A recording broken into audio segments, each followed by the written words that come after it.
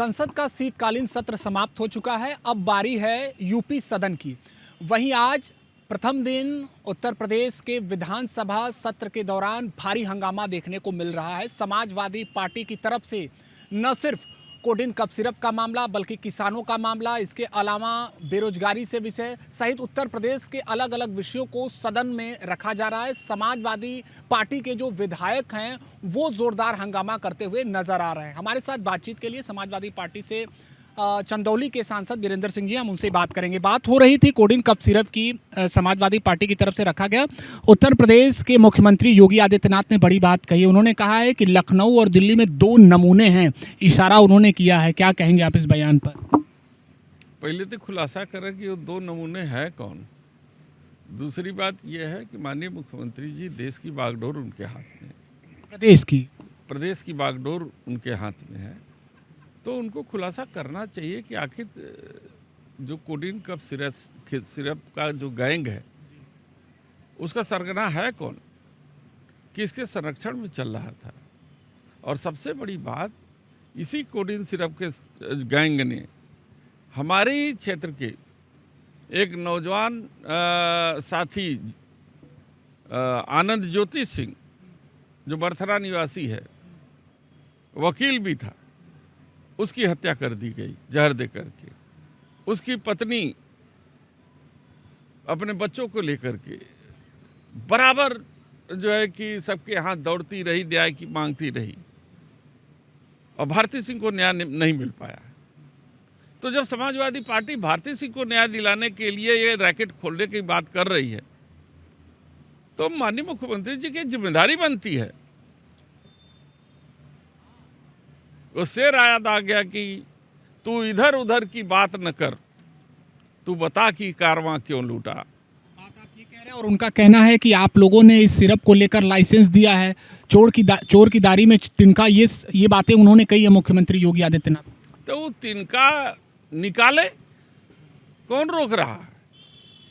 उनके हाथ में चाकू है, रेजर है, पुलिस है, दुनिया भर का है, निकाले। अगर कोई समाजवादी उसका विरोध करे तो कहें, किसी दल से जुड़ा हुआ कोई व्यक्ति क्यों न हो, अगर उसका नाम कोडिन सिरप के गैंग में आता है तो निश्चित रूप से मुख्यमंत्री जी को कार्रवाई करनी चाहिए। और मेरा मांग है कि सबसे पहले सरगना से शुरुआत करें। उनका कहना है, उत्तर प्रदेश सरकार का कहना है कि किसी की भी मौत नहीं हुई इस सिरप की वजह से, और समय समय पर जो आवश्यक कार्रवाई है उस पर की गई है। तो माननीय मुख्यमंत्री जी सदन में हैं तो इस पर श्वेत पत्र जारी कर दें,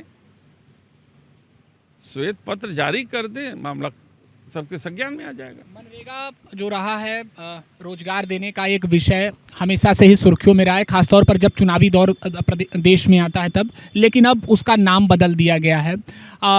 बीबी जी राम जी, आप कैसे देखते हैं इस, अब एक तरीके से ये कानून का रूप ले चुका है? आप देखिए, नाम बदलने से केवल एक आहत होती है उन लोगों को जो महात्मा गांधी जी से प्रेम करते हैं, लेकिन इसके पीछे जो एजेंडा है भारतीय जनता पार्टी का, वो गरीब विरोधी है, मजदूर विरोधी है।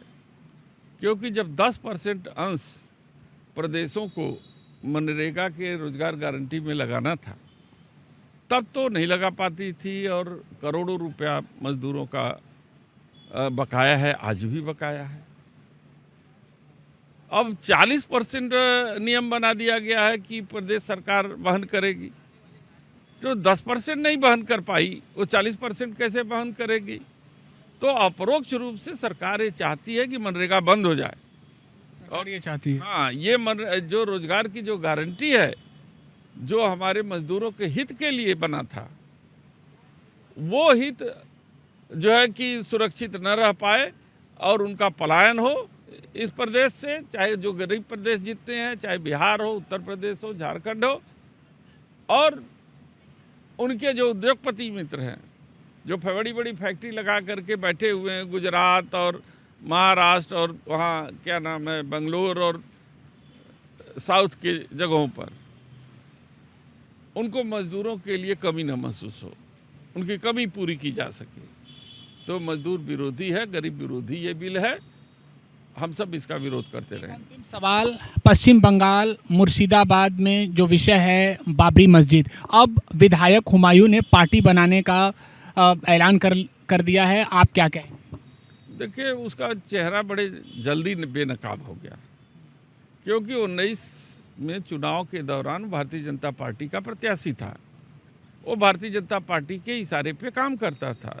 बीच में तृणमूल कांग्रेस में आ गया, विधायक हो गया, लेकिन आज भी वो भारतीय जनता पार्टी के इशारे पर ही सारे काम कर रहा है और जो वहाँ की जनता समझती है, और वो अपने उसमें कामयाब नहीं हो पाएगा। बंगाल की जनता का इस बार किसको समर्थन होगा, आपको क्या लगता है?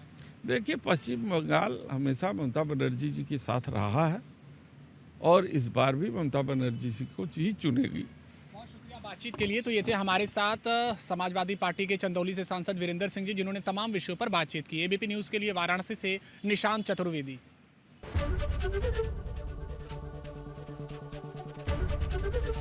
एबीपी गंगा, खबर आपकी, जुबान आपकी।